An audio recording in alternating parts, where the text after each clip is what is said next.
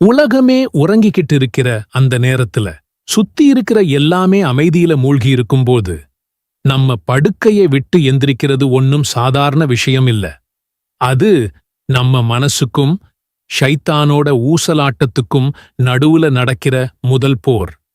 அந்த போர்ல நீங்க ஜெயிச்சு உளு செஞ்சு தொழுகை விரிப்புல நிக்கிறப்போ நீங்க தனியா நிக்கல. ராத்திரி முழுசும் உங்களை பாதுகாத்த வானவர்களும் பகல் முழுசும் உங்களை பாதுகாக்கப் போற வானவர்களும் உங்களுக்கு பின்னாடி அணிவகுத்து நிக்கிறாங்க. யோசிச்சு பாருங்க, இது எவ்வளவு பெரிய மரியாதை! இந்த ஒரு சிந்தனையே நம்ம ஃபஜர் தொழுகையோட தன்மையை மொத்தமாக மாத்திடக்கூடிய சக்தி கொண்டது. நாம் ஒவ்வொரு நாளும் ஃபஜர் தொழுகைக்காக நிற்கும்போது இந்த பூமியில் ஒரு மிகப்பெரிய தெய்வீக சந்திப்பு நடக்குதுன்னு உங்களுக்கு தெரியுமா? இரவையும் பகலையும் நிர்வகிக்கிற 2 மகத்தான வானவர் கூட்டங்கள் நமக்காக நாம இறைவனோட முன்னாடி நிக்கிற அந்த ஒரு தருணத்துக்காக ஒன்னு சேர்றாங்க. இது வெறும் கற்பனை இல்லைங்க. இஸ்லாம் நமக்கு கத்துக் கொடுக்கிற ஒரு ஆழமான ஆன்மீக உண்மை. அந்த அமைதியான அதிகாலை பொழுதில நீங்க உங்க கதகதப்பான படுக்கைய விட்டு ஸ்தாக்கும்போது நீங்க ஒரு சாதாரணமான வேலையை செய்யல. நீங்க ஒரு தெய்வீக நிகழ்வுல பங்கெடுக்கிறீங்க.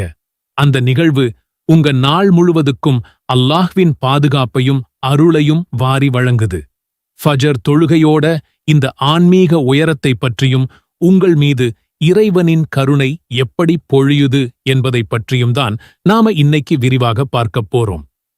ஃபஜர் தொழுகையை மற்ற தொழுகைகளிலிருந்து எது தனித்துக் காட்டுகிறது தெரியுமா?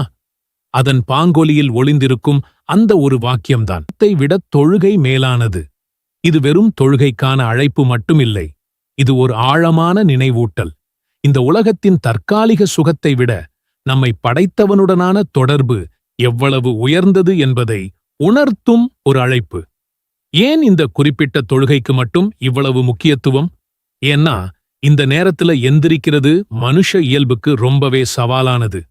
கதகதப்பான படுக்கை, போர்வை, ஆழ்ந்த உறக்கம்னு எல்லாமே நம்மளை இழுத்துப் பிடிக்கும். ஷைத்தான் அவனோட முழு பலத்தோட இன்னும் ராத்திரி இருக்கு, தூங்கு என்று நம்ம காதுகள்ல ஊதுவான். நபி ஸல்லல்லாஹு அலைஹி வஸல்லம் அவர்கள் சொன்னது போல தூங்குற ஒருத்தரோட பிடரியில ஷைத்தான் 3 முடிச்சுகளை போடுறான். நீங்க கண் விழித்து அல்லாஹ்வை நினைக்கும்போது முதல் முடிச்சு அவிழுது. நீங்க உலூஜ் செய்யும்போது 2வது முடிச்சு அவிழுது.